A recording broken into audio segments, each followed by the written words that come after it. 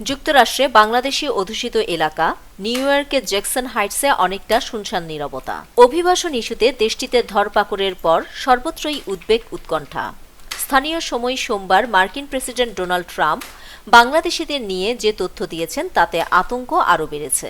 নিজের মালিকানাধীন সামাজিক যোগাযোগ মাধ্যম ট্রুথ সোশ্যালে একটি তালিকা প্রকাশ করেছেন ডোনাল্ড ট্রাম্প। তাতে বিভিন্ন দেশের অভিবাসীরা কারা কতটুকু যুক্তরাষ্ট্র সরকারের সুযোগ সুবিধা নিচ্ছেন তা তুলে ধরেন মার্কিন প্রেসিডেন্ট। এতে দেখা যায় তালিকার ২০তম দেশ হিসেবে ৫৪% বাংলাদেশি পরিবার সরকারি সুবিধা ভোগ করছেন।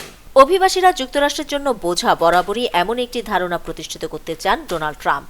এজন্য সরকারি সুযোগ সুবিধা বন্ধ করার পক্ষে তিনি।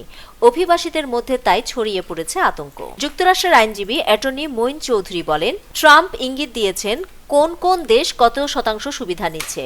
যারা বৈধ থাকেন তাদের ভয়ের কোনো কারণ নেই। তবে অবৈধভাবে সুবিধা নিয়ে থাকলে আমেরিকা আইনের শাসনের দেশ। যুক্তরাষ্ট্রে এমন পরিস্থিতির মধ্যে সবাইকে আইনি প্রক্রিয়া মেনে চলার পরামর্শ দিয়েছেন বাংলাদেশি আইনজীবী।